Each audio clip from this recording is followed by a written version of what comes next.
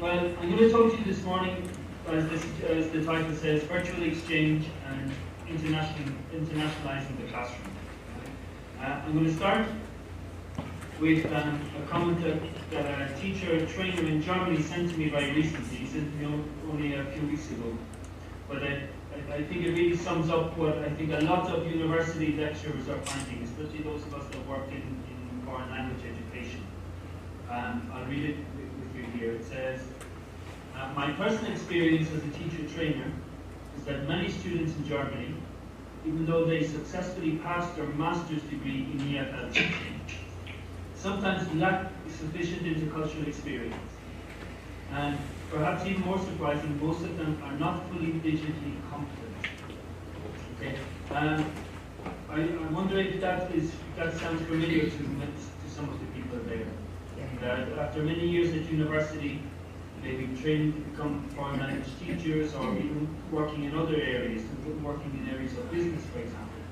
Even though our students may be very good linguistically at English because they've studied abroad and they've studied English for many years, at the same time, very often they lack a proper intercultural experience, and they therefore lack the intercultural competence that comes with it.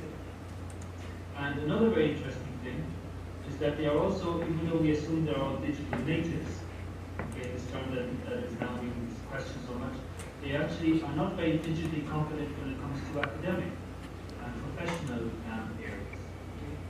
So, I mean, this is becoming more and more important for us nowadays. Right? This is an extract from the BBC News from last year. I'm sure you're all very aware of the PISA test. Okay, I'm sure in Finland it was very good. But they're thinking of, or they're planning to include global skills and cultural awareness as part of the PISA testing program from now on, which I think is a sign of how important, the importance that is being given to this whole area. Of course, a lot of you will be familiar already with the Common European Framework of Reference of Languages, developed by the Council of Europe.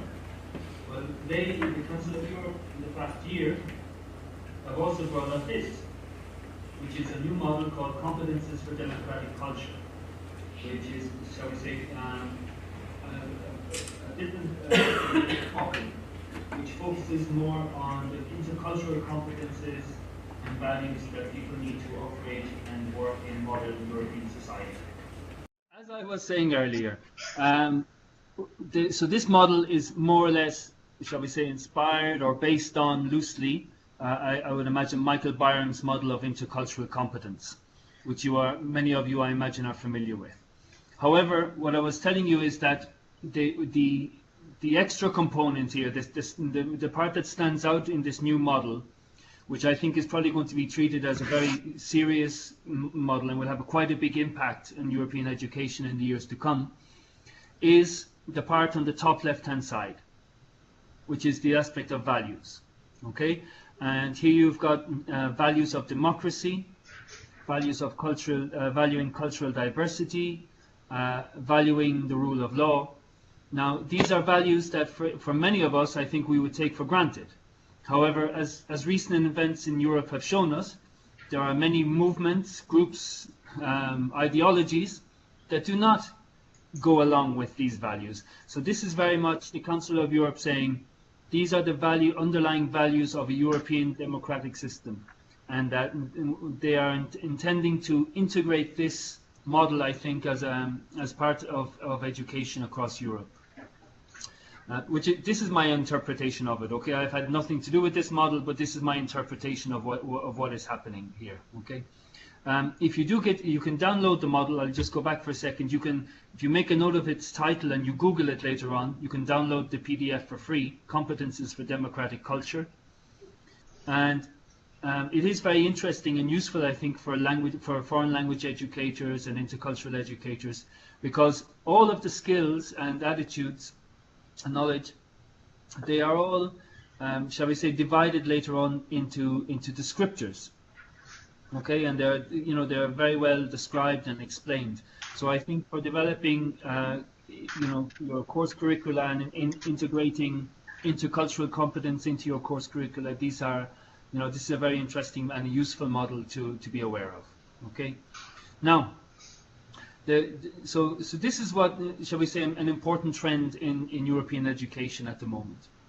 But the next question, of course, is how do you go about developing these type of competences? Okay. As you are all aware, developing intercultural competence and understanding of alternative perspectives and tolerance, etc., is very difficult to achieve within your own single classroom. All right. Now, the obvious solution in Europe until now has been to send everybody abroad. Okay, to get as many students to go abroad on Erasmus, mobility, and similar schemes as possible. Right. And some of you maybe have heard before this 20% by 2020, which was the European Commission's goal to have, by the year 2020, 20% of students having some kind of study abroad or training period abroad. Okay, and as you can see on my slide here, the current rate of mobility in Europe in 2016 was 4 to 5%. Okay, so we're still, hugely very far away from this percentage. Okay, in Finland, can anybody, Rob, tell me there what is the mobility rate in Finland? Ideas?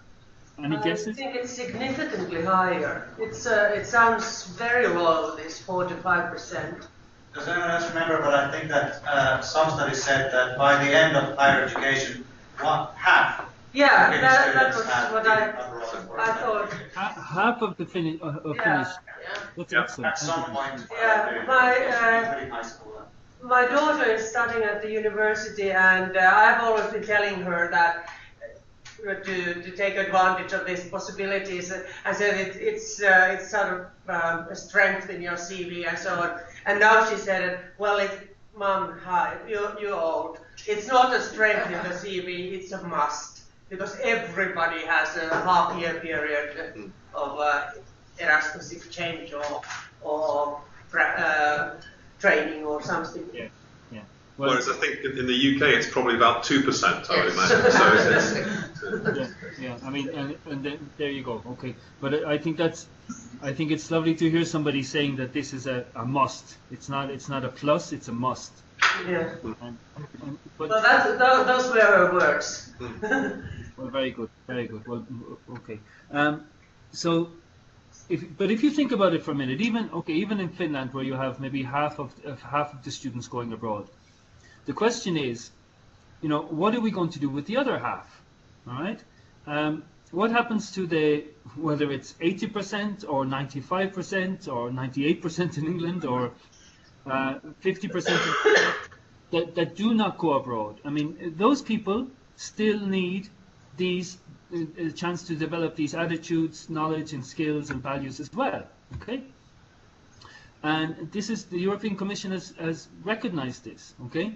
The large majority of learners who are not mobile are nonetheless able to acquire the international skills required in a globalized world. Okay, so how do you go about doing that? Okay, so what I'm interested in is one way. I'm not saying the way or the only way or the best way, but what I'm interested in is telecollaboration, which is very simply a way of bringing together classes, for example in Finland and where I am today in Spain, in online collaboration together, okay, under the guidance of educators, okay, and that means basically a teacher in Finland and a teacher in Spain, getting their students to collaborate on academically related tasks together as part of their studies, okay.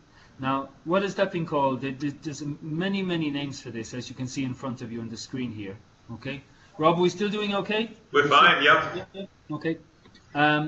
So online intercultural exchange, virtual exchange, COIL, collaborative online international learning. Maybe some of you have heard of that outside of the foreign language areas. That's a very common term. And then there's lots of other more specific terms. Internet mediated intercultural foreign language education, which rolls off the tongue very easily. E-tandem, tele-tandem in Brazil. And then if any of you have children in secondary school, You might be familiar with eTwinning, which is the European Commission's big online platform for secondary schools, for matching secondary schools and online projects together. Now, so there's all of these different terms, but all of them basically have the same underlying principles. You're bringing together classes under the guidance of the teachers to carry out tasks or projects that are related to what they are studying in their classes. Okay, so this is not to be reduced to something like pen pals. Okay, I'm sure when you're all when you were all kids, you had pen pals maybe. Well, you know, this is much more than this, because here you have students working on material that is related to what they are studying in their classes, and the teachers are there working as guides, you know, setting the tasks, integrating it into the classroom, helping students to write their messages and to interact online and to learn from what they get from their partners. Right? Now, what I will do is I'm going to show you a couple of very basic examples of how it works. There's many different ways, many different, shall we say, models of how it works. But I'm going to show you two quite common ones in foreign language education in university. Right? The first one is eTandem. How many people in the room there this morning have heard of eTandem? Anybody heard of eTandem? We have about half the people in the room. Okay, very good. Okay, all right. So you can imagine how this works in many of you. This is a model that works best when you have two native speakers. So, for example, a Spanish learner of English and an English learner of Spanish. And the teachers in the two classes match their students, shall we say, one-on-one together. And each week the students have to exchange emails or messages or talk by Skype. And half of the interaction takes place in English and half the interaction takes place in Spanish. And in this case then, the Spanish speaker will give his English partner feedback on the mistakes they made, on new words they need to learn, blah, blah, blah. And the English partner will give the Spanish learner, the Spanish native speaker, feedback on his English. Okay, and as you can see here, the teacher's role is quite limited. Okay, learners are joint matched together, they're given tasks that they have to do, and maybe at the end of the term they have to hand in a diary or a portfolio of what they've done together. Here is an example, we won't read all of it, of a typical American Spanish eTandem message. Okay, here is an American student writing to his partner in Spain, who is Pablo. And the American student says, "Pablo, it was great to receive your letter. I was so happy to see that you responded to my questions. Thank you. Your responses were very informative and definitely showed me that family life in Spain was not all that I'd expected it to be." Okay. Now, if you jump onto the second paragraph, you will see your English is very good. Here comes the feedback, right? There are only a few suggestions that I have to correct it. Some of your sentences are too long and would make more sense if you separated them into 2 or 3 sentences instead. For example, my parents are not divorced in Spain. There are very few cases of divorce. Could be written as, my parents are not divorced. In Spain, there are very few cases of divorce. Your letter was great and made sense despite these things. Good work. And then you see the student moves on, so okay, now it's my turn to practice my Spanish.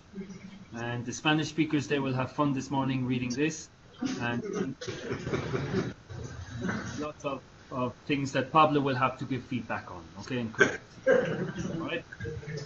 So, what you see here is a typical eTandem message. Thank you for your message. Give some comments on the content.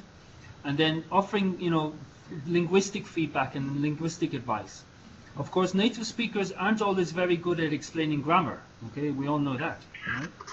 So, what we encourage students to do in this case is, instead of trying to explain what is wrong or what is right, show them, just, you know, quote what is wrong and say, how would you say it instead? You know, provide positive models instead. All right? So that might be a more effective system. So this is an email-based eTandem, but nowadays you have wonderful setups like this in some universities, where students like these ones in Georgetown University can Skype with their partners, and they would maybe talk for 20 minutes in Spanish, compliment, it's in Brazilian, whatever in Portuguese, whatever the system. Okay. So that's eTandem, and the eTandem was the first model of telecollaboration that was popular.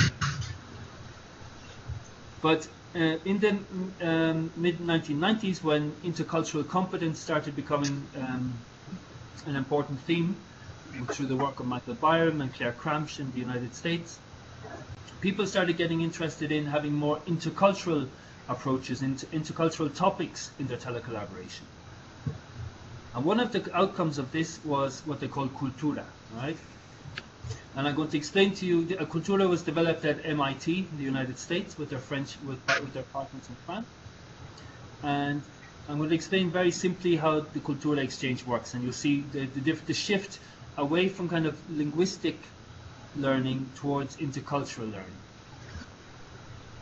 First of all, students in both classes are given a questionnaire to fill out online, but they have to fill it out in their mother tongue. So again, if we're working with an American-Spanish exchange, okay, here is what the American students have to complete. They have to fill in the following questionnaire using 3 words that come to their mind when they see the word religion. 3 words that come to mind when they see the word God: homosexual marriage, fight, Spain, etc., etc. And then on the right-hand side, they're asked to complete sentences. So, for example, the role of religion in schools should be, they finish it. A polite person is someone who, they finish it. So, the Americans do this. The Spanish students are doing the same questionnaire, but in Spanish. Okay, keep that in mind. Right? They're each doing it in their mother tongue. And then the teachers put together the results of the questionnaires. So, for the topic, the United States, on your left-hand side, you can see the answers, the 3 words that came to mind to the Spanish students. And on the right-hand side, you can see the 3 words that came to American students' minds when they heard the word or saw the word United States. Well, have a look at, first of all, everybody speaks English there, so have a look on the right-hand side, and maybe, Rob, can you ask people there, what stands out when you read down through the American answers? What words appear again and again, or what themes appear again and again? And so, maybe if there's some, I know there's some Spanish speakers in the room. You can tell us what appears again and again in the Spanish section. Okay. So from the American side, what are the words that come up again and again and again on the right-hand side of the column? Freedom. America. Anything else? Sorry? Patriotic. Yeah. Patriotic. So we seem to be freedom, America, patriotic. For me, there's power comes into this, in strength, power, those kinds of things. Confidence, yeah. Yeah, that kind of thing. Okay. And then on the left-hand side, are there any Spanish speakers there? Well, there's about 6 or 7 Spanish speakers at least in the room. So fast food. Fast food. Junk food. Hamburgers. And patriotism as well. Sorry? And patriotism. And patriotism. So patriotism seems to be on both sides. But there's fast food. Yeah, and there's Obama comes up more on the American, on the Spanish side. Well, it was a time, I guess. Trump will be nowadays. No, but what's interesting is that it doesn't come up on the American side. Oh no, indeed. But it comes up on the Spanish side. Yeah. Okay. So, well, you get the idea what's happening here, right? So, what would happen is the teachers would either on the screen, like you're watching it now on the screen in your room, and the teacher would put up these questionnaires in the classrooms in Spain and America. Or what I used to do when I was doing these ones is I print out the most interesting ones and bring them into class and get students to look at them in groups. And then in the class, you on the board, you start working out, okay, what keeps appearing in well, this is a screen of the blackboard for España, Spain, for the theme Spain. And you will see that in Princeton, in the United States, many people referred to, when they thought of Spain, they thought of culture, food, and history, right? There were terms that were most mentioned. Whereas the Spanish people, what they associated was fiesta, okay? Corruption was mentioned various times as well, okay? And sun and beach, and things like that, okay? So this is what happens in the classroom, okay? And this, of course, in my classroom in Spain, we would be talking about these things in English, because it's an English class. In Princeton, in the United States, it was a Spanish language class, so there the students are talking about that.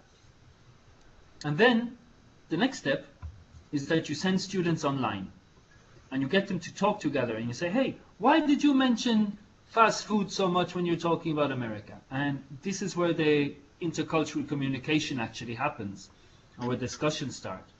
So, here's an extract from one of these discussions. Student 1 from Spain says, most of our words used to describe the United States are fast food, Obama, and patriotism. Are you surprised with our answers? And then the American student answers, hi, I am particularly interested in the theme of fast food. This past summer I recognized how many fast food chains exist in Spain, such as Burger King and McDonald's. From my experiences with friends, I had heard of students who eat fast food quite regularly that were not US citizens. It is intriguing for me to see how many people responded with the impression of fast food or junk food when hearing the words United States. So what you have here is a very polite American guy going, hang on a minute, you're accusing us of eating fast food, you associate fast food with America, but I know from my experience in Spain that you guys eat lots of fast food as well. And then the Spanish student will have to come back and react to this, and this is where the debates, shall we say, happen. And this is where people begin to realize that maybe the way they see their own home isn't accurate anymore. Okay, this is one of the great things about these exchanges, is that not only do students learn about the foreign culture, but they also become more aware of their home culture. Okay, the whole idea of distancing, it's referred to as distancing, where you become more aware of what you have in front of you at home. Very quickly, just to show you two students' reactions to these type of projects. Student 1, these months sharing opinions have given us a very different view of the United States, which we had idealized, and that from this we have taken note that they are not so different to our countries, and that American films have deceived us with respect to reality. The most important thing I've learned in this exchange has been not to judge a society without first speaking with one of its citizens. Okay, so especially in the case of the United States, by getting students to work with American students, for the first time they begin to move away from the stereotypes that they are fed by Hollywood movies and what they see on TV and the whole publishing, advertising and things like that. They begin to see a clearer reality of what a country looks like by interacting with people from that country. And a second outcome, which I really like, is this one. The student said, I really enjoyed meeting new people and talking with them. I think it was a good experience. I also think that learning English with this online exchange is fun for people who don't like English grammar. And it's an alternative way of learning English. I don't know how English is taught in Finland. I assume it's taught a little bit in a more advanced way than it is often taught in Spain. But in Spain, English is still very much taught in a grammar-focused way. Lists of vocabulary, lists of grammar, and students rarely get a chance to actually communicate, to use English to communicate. Now that is beginning to change, but still it's very, very slowly. And for example, just to give you an example, in Spain there is no oral or listening exam in order to get into university, right, which I think is pretty incredible at this stage. But anyway, so this is very often for my students in an isolated part of Spain. Very often the first time they have any kind of normal, serious relationship with a native speaker or with a foreigner, somebody that isn't a Spanish speaker. So this is a great opportunity for these students. Well, does anybody want to interrupt me? I'm running out of breath. Any comments at that point? Anything people want to say? No, they're all happily focused still. All right, so, all right. Okay, well, the last part of my talk this morning is I want to talk about what makes a good task for intercultural learning. Okay? If you're interested in doing an exchange like this, obviously you have to find a partner, but after you found your partner, the big deal is what are you going to get your students to do together? Okay, you can't simply say to them, okay, here's your partner's email address, learn. Off you go. Chat. Enjoy yourself. You've got to give them a focus, task that they have to do together that will work well, right? And here's from, by going through the literature a little bit, this is what you can pick up as, to have, right? The first one is that a good task should provide opportunities for students to develop the skills of online intercultural communication. Okay, this is something Rob would be familiar with this because he heard me talk about this before. The idea of the digital native. Have you all heard the term before, digital native? Digital native? Yeah, okay. I think so, yeah. Well, even Prensky, the man that came up with this term, has admitted that its value is more and more limited, and it has been, shall we say, over-exaggerated. People of my generation, maybe your generation, we feel so complex that we're not very good at working at using computers and using the internet. We assume that these young people that spend their lives on mobile phones and iPads and tablets are wonderful at working and learning online. And that is not the case. Students are very good at some things online, but that doesn't mean that they are good intercultural communicators. And it doesn't mean that they are good at communicating and collaborating with other people online. All right? And this is just one example. Okay, here's a digital native, all right? Supposedly. And she's writing her first message. She's from Germany. And she's writing her first message to her partner in Ireland. Okay, here it comes. How are you? I study English and history and I want to become a teacher. This term we do some cultural studies concerning Ireland, and I'm very interested in it because I actually do not know much about it. So far so good. I would like to ask you some questions. Do you live in Northern or Southern Ireland? How many people live in your town? Are you a Catholic or Protestant? I have heard that regular church going declines more and more in your country. Is it true? What are you doing in your free time? Do you often go to pubs? What do you think about Germans? Irish people have the reputation of being very indirect and polite in their speaking style. I have read that there was an enormous economic change in Ireland. How have you or your parents experienced the social and economic change in the past 20 years?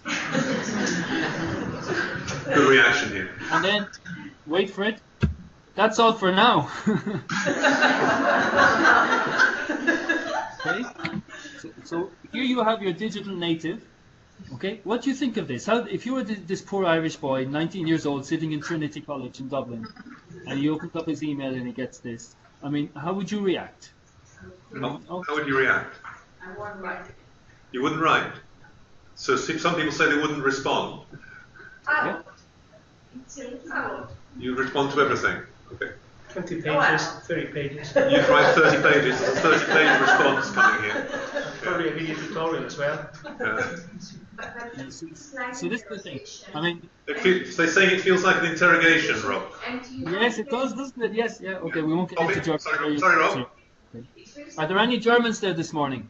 Rob, can you hold on a second? Poppy. So it feels like an interrogation. It's one way, like, okay, then you ask about these things, but don't you give something back? Tell something, ask 3 of these questions, and then say, but in my country, this and this happens, and I'm interested, is it the same way or different, or, how do you see that? It's one way. Mm-hmm. Did you hear that, Rob? I did, and the lady that just said it, she is a good online intercultural communicator. She knows. See? Good. In order to get information, you need to give information, right? So, is she a digital native? Will you classify yourself as a digital native, Poppy? Maybe. So maybe comes back from that. Okay, all right. Well, the reason why I show you this rather extreme example, it's a proper example. I haven't made this up, okay? But this is, I mean, what I'm trying to get across to you is that just because you're good at using technologies on a technical level doesn't mean that you're good at communicating interculturally, or that you're good at collaborating. Okay, what that lady Poppy just mentioned, I mean, that is a skill that a teacher can still teach to young digital natives. Okay, and that, you know, that's where the role of the teacher will come in. To, you know, and this is why very often, whenever I can, I get my students to do these exchanges during class time in a computer lab, and I go around, and when I see messages like this, I can, you know, I can then quickly put it on the screen and go, now, how do you think, you show it to everybody and say, how do you think their partner is going to react to this? And that raises awareness about, you know, online intercultural communication skills, which is what we're trying to develop in the first place. Okay, one more example. Here is a blog that 3 of my students were making one day to introduce their class in their hometown to partners in Germany and in Israel. And I mean, look at the title they gave the blog. Look at the pictures of themselves that they chose to use. This is like the first contact that these students are having with their partners. And again, when I saw them working on this in the lab, I put it on screen, and I got the whole class to discuss, you know, what kind of image do you want to, or an impression you want to make on your partners. This is your first contact. Is this the type of image that you want to portray of your town, your university, yourselves? And because these young people, they're very used to interacting among themselves in small networks of Facebook or whatever they happen to be using nowadays, where, you know, showing yourselves drinking and having fun is okay. It's part of the job. But that doesn't mean when you're working in an academic project with students in other countries that don't know you or your culture, that the same pictures, the same, you know, the same, how would you call it, the same language style is appropriate as it would be on Facebook. It's not, you know, and that's, like I said, this is what the teacher's for. Right? That's why we still have a job, you know, in these things. Number 2, because I imagine you're beginning to get tired now listening, so I'll try and make this as quick as I can. I'm not sure we are. Are we tired? No, nobody's tired here, Rob. Oh, okay, all right. Okay, I'll go into the long version, so. Right, good. Now, principle number 2. A good class goes beyond superficial self-presentation and exchange. If you have a look in a lot of the resources on the internet about how to do these projects, there's always lots of ideas of tasks you can do. But have a look at them and consider how superficial many of them are. I mean, here are some examples. Right? This task allows the partners to prepare a PowerPoint presentation about places to go out at night in their hometown. This task aims to have students explore and reflect on stereotypes. Students have to post an image to the forum that exemplifies an aspect of their daily routine. Okay, and the last one, speak about their daily lives. Okay, what you have here are very similar to like 1980s communicative language teaching. All right, it's very lightweight. It's all hobbies, having a good time, going out, my favorite food. You know, it's stuff that, you know, in communicative language teaching has been criticized for many years now. And if it's cultural learning, I'm not too sure. If it is cultural learning, it's culture on a very, very superficial level. Yeah, the facts and fiestas approach to culture. Yeah, and I really don't think by students exchanging this type of information together, they're going to learn very much about, you know, what is intercultural difference, etc., etc. Claire Cramsh, who I'm sure many of you have heard about, and Paige Ware, they call this the illusion of commonality. Okay, by getting students to do these superficial exchanges, what happens is that students say, "Oh, deep down we are all the same." Yeah, I mean, there's no real difference. Oh, maybe they like hamburgers and we like tapas, but deep down we are all the same. And this is what they call the illusion of commonality.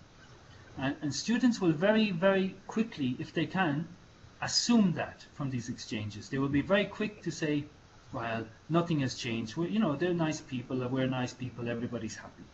Look at these comments by my students, right?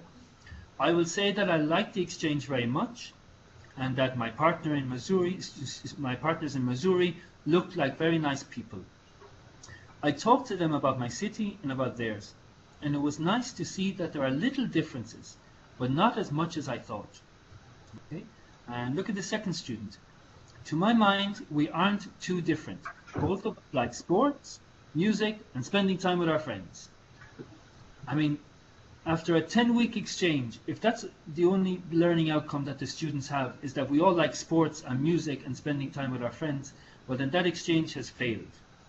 Okay, I have to assume there that I did something wrong.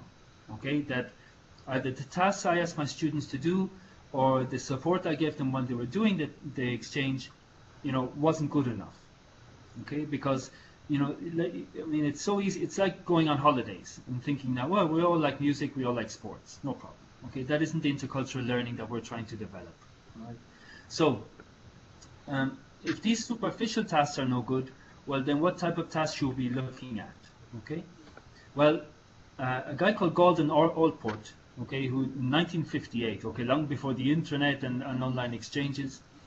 But he studied in multicultural societies and how cultures got on together in New York. That the nub of the matter seems to be that contact must reach below the surface in order to be effective in altering prejudice. Only the type of contact that leads people to do things together is likely to result in changed attitudes. The type of contact that leads people to do things together. Okay, so simply you telling me about how you live in Finland and I telling you how we live in Spain or in Ireland where I come from, I mean, that isn't going to affect anything. It isn't going to affect prejudice. It's not going to affect intercultural understanding. However, when we make people to work together, to really collaborate together on stuff, that's when attitudes begin to change. And I'm just going to show you one lovely example of this. Okay. This is by a lady called Porto. I forget her first name. I think it's Melina Porto, I think. And she's based in Argentina. And she works with secondary school and primary school students. Okay, and she did this wonderful project between Britain and Argentina, all about the Falklands conflict. I'm sure all of you are familiar with the Falklands War from when was it, Rob? Early 1980s or 1983, 82. Okay. Between Argentina and Britain over the Falkland Islands. And what they did was, I mean, it was fascinating. First of all, they got the students in both countries to discuss what they knew about the war and their attitudes to the war and what they'd learned in their schools about the war. And secondly, they got the students in both Argentina and England to go and interview war veterans from both sides, and they recorded these videos. Right? And then they uploaded these videos and shared them together. Okay? And then, based on all of the material they collected, they actually made, she got the students to make leaflets about the war, informative leaflets, and to give little lessons in educational settings in other classes about, comparing the British and Argentinian perspectives on the war. Right? So this is like, really getting your hands dirty, getting a topic that's really relevant, interesting for students, that affect their lives and affects the lives of their partners. I mean, this is going much, much further than simply, talking about, what food you like or your daily routines. Okay, I hope you can see. Okay, so this is when, what I mean by, going beyond superficial exchanges. Last one of these principles I want you to think about is, of course, introduce learners to online exchange step by step. Do not throw them in the deep end with a very complex collaborative task. Get them, divide your exchanges into, gradually more complicated tasks. So this is one that I did with between my students in Spain and students in America, in the United States. Immigration and the refugee crisis is something for the past number of years that is like something that everybody should be talking about and students should be aware of. So, but what we did was we started off on a very personal level. So we got the students in step one to exchange messages with their partners, discussing the different issues in their local towns and cities. Are there many people from other countries living in your local town? Where did they come from? How long have they been living there? Do you think they are successfully integrated in your country? So they're, a very not superficial, but easily done task. Step 2 is a little bit more difficult. You should now think about how people from your country have moved to other countries, either in recent times or in history. Discuss the following with your partner. Has any of your family ever moved abroad? If so, why? How was their experience? In your country, has there been a tradition of people moving abroad, maybe in a certain period of history? Tell your partner about this. So here it requires a little bit more historical research on the behalf of the students. And here I can tell you that, many of my Spanish class, they all had uncles or grandparents that had moved to Switzerland at some stage, some to Mexico, whereas in the United States, of course, every single person in the class basically was the son or the grandson or the great-grandson of an immigrant from somewhere, And all of these stories started coming out, and it was wonderful. And then finally, step 3, working together with your online partners, create a PowerPoint or a Google Slides presentation, finding new homes, 2 stories of emigration in our homelands. Now this is more tricky. Here, the students, 1 student or 2 students in Leon, in my town, and 2 students in the university in the United States had to collaborate together to make 1 PowerPoint and to agree on how it was. And then in each class, they had to present it. So my students presented it in my class, their students presented it in their class. So here, we've gone from, shall we say, very easy interaction to a little bit with a second stage that requires historical investigation, and then a third stage that requires actually collaborating online to make something together. Okay, remember what Allport said? He said, the nub of the matter seems to be that contact must reach below the surface. Only the type of contact that leads people to do things together is likely to result in changed attitudes. So, and that's what we're trying to get at in this step 3 here, getting students to do things together. Okay. So that's basically what I would suggest you should keep in mind if you're going doing exchanges like this. All right. The type of task is quite really important. Now, if you're interested in getting involved, the first thing you're probably asking yourself is, well, where would I find a partner? Well, probably today, the best place you can find a partner is that room where you all are, because you've got lots of people from different backgrounds in different countries, all interested in intercultural learning. And so, always it's better if you can make a face-to-face contact with a partner and decide and agree on a possible exchange in the future, maybe in September this term, or in the coming term. If you can't find somebody in that room today, or over coffee later on, we've created a platform called unicollaboration.eu. We realized a few years ago that there was no platform on the internet for university educators who are interested in this type of learning. So if you go to unicollaboration.eu, you will find a platform where you see along the top of the screen there, home, partners, tasks. Can you all see that, Rob? Is it big enough on the screen? Yes. Yeah. Okay. In the partners section, you will find this. Well, this is in the partners section. You will find teachers from all over the world who are saying, I have a class in France, we are studying Spanish and we are looking for partners. Or I have a class in Italy and we are studying, we are future language teachers and we are looking for a project about that. And then you become a member for free, obviously, and you can contact them and get working. Otherwise, you can also create a class. You will see on the screen here, create a new class. So you can see that at the top of the screen. And there you type in, I'm based in Finland and I'm looking for a project about this. Okay, and we almost have 1,000 members at this stage, which is, well, we think it's good, but still we need more. And like I said, it's free, and the more we have, the better. All right. You'll see that most of them are based in Europe, but also we have many in South America and North America, and a growing number also in China as well, in the Asian context. So that's one thing to keep in mind. Another thing we have is an academic organization that holds a conference every 2 years. The last conference we had was in Dublin last year, and the next conference is going to be in Krakow in Poland in 2018. And the conference in Trinity College in Dublin was wonderful because we had about 120, 130 participants, and we had about 60 presentations of different telecollaborative exchanges, and each one was different to the next one. And if you come to a conference like that, you don't have to present, you just go, and you just go from presentation to presentation, and until you find a project, you go, yes, I'd like to do this type of project, or this will fit my teaching context. And so we're a young organization, our conference is very cheap to attend. So, you know, please, you will find more information about that, about our organization, and about the conferences at unicollaboration.org.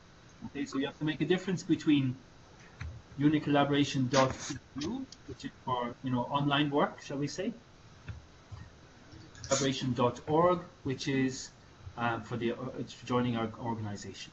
Okay. And finally, if you are interested in reading more about research about this, we have a new KA3 project, Erasmus Plus project, called Evaluate. Evaluateproject.eu is the webpage.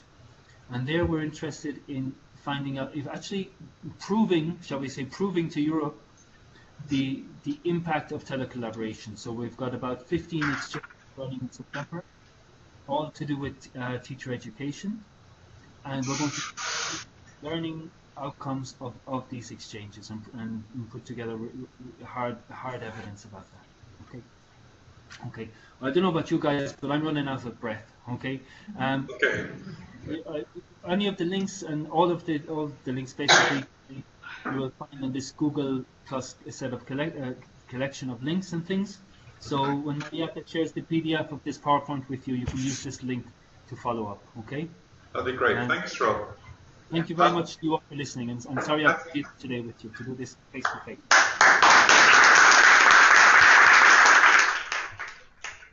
Have you got a moment to answer questions, or do you have to go places, Rob? Hello? Have you got any time to answer questions? Or? Sure. Yeah. No problem. Yeah, please. Okay. Please. Are there any questions or anything for Rob? Comments, questions? Or are we in need of a coffee? What? Question? Yeah. One comment in a way, because first I thought I was a little bit. Could you speak up a bit? I was a little bit thinking about why to bring up religion and these kind of things to the project. But then, in the end, I understood why, and it was really a good point. Mm-hmm. Okay. So the comment was that it was felt a bit strange to bring up topics like religion in the online questionnaire, but there was a realization by the end that actually this was relevant because it shifted people's attitudes, and this is probably why you chose those things for the questionnaire, correct? Yeah, I mean, when you're putting together the tasks or the questionnaires in this case, you have to consider your students and your partner students, what you're comfortable talking about, but also what you see as relevant for your course, what you see topics are relevant. Okay, so you know every exchange is going to have different topics, different content. All right, and like I said, you can make that. You know, we felt comfortable getting students to talk about religion and things like that. Maybe in the exchanges, I mean, I've had not bad experiences, but shall we say complicated experiences working with universities in the south of the United States, where we've had very, shall we say, tense discussions about religion and the role of religion and things like that. So, I mean, you have to decide how willing and comfortable you are to do that in your work, in your classes. Okay, thank you. Any other questions, comments? I just wondered about the feedback from the actual students who do it. I may have missed something that was mentioned about that, but on the whole, is it very positive and they enjoy the activity? And is the feedback from students generally positive all the time, consistently, or do you have a variety? Yeah, no. In general, I think I won't put percentages on it, but very often, like I said earlier, my students here, it's the first time they have a proper intercultural learning experience. And provided their partners respond to them and do the work with them, the reactions are incredibly positive. However, if students for some reason have a partner that doesn't respond or doesn't respond on time and things like that, well then you risk that they take away an attitude of, well, Americans are lazy, or you know what I mean, that they will overgeneralize from that one experience. And there's one last question Another connected question? to that. Does he assess or evaluate their participation? Do you assess or evaluate participation, or is it sort of... Yeah, you have to, or else they won't do it. It's because if you do it as otherwise, as soon as exam time comes, people will disappear. So in my study guide, in my class syllabus every year, 20 to 25% of the mark is not participating in the exchange, but writing essays or submitting portfolios based on the exchange at the end of class. So instead of getting them to write essays about other things, I get them to write essays about what they've done with their partners. And then that way you're not evaluating their actual participation, but you're evaluating what they've learned from it. Yeah. Okay, thank you. Any other questions? Okay, I think we're done. Thank you very much for your time, Rob.